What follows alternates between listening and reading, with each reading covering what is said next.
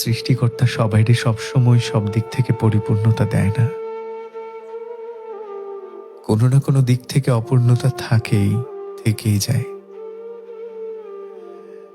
কারো একটা পরিপূর্ণতা থাকলে 10টা অপরিপূর্ণতা থাকে, কারো 10টা অপূর্ণতা থাকলে 5টা পূর্ণতা থাকে। জগতে সবাই 100% সুখী মানুষ না, আবার সবাই শতভাগ দুঃখীও না,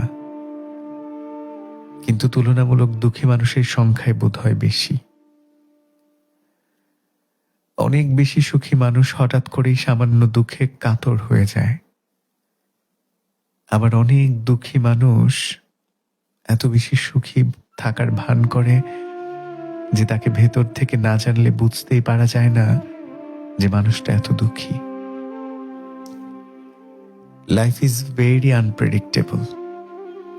কখন কাকে কোথায় নিয়ে দাঁড় করিয়ে দেয় জীবন তা কেউই বলতে পারে না। সুস্থ সুন্দর জীবন দেখা যায় হঠাৎ করে তুমুল ঝড়ে এলোমেলো হয়ে যায়।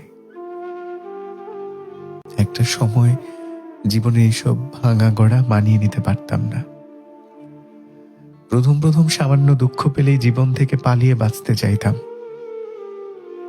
তখন জীবন থেকে পালিয়ে বাঁচতে চাইলেই আটকে যেতাম একটা মুখ মনে করে, আমার আপন মানুষের মুখ। শুধুমাত্র তার কথা ভেবে জীবন ছেড়ে আর পালাতে পারতাম না। তার নামে জমা রেখে দিতাম জীবনের সমস্ত কিছু। তার মুখ মনে পড়তেই সব ভুলে আবার দাঁড়িয়ে যেতাম, হেঁটে যেতাম জীবনের পথে। তারপর একটা সময় সেই মানুষটা হারিয়ে গেলে মেনে নিলাম জীবনের সবচেয়ে বড় ভাঙন। এরপর জীবনের পথে হাঁটলাম উদ্দেশ্যহীন। হাসি নেই, কান্না নেই, উচ্ছ্বাস নেই, শুধুমাত্র বাঁচার জন্য বাঁচা। এখনো দুঃখ পেলে জীবন ছেড়ে পালাতে ইচ্ছে করে,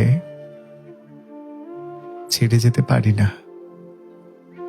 কারণ আমার না থাকা এক ফোঁটা চোখের পানি ফেলবার মতো আমার একটা আপন মানুষ আমি খুঁজে পাই না।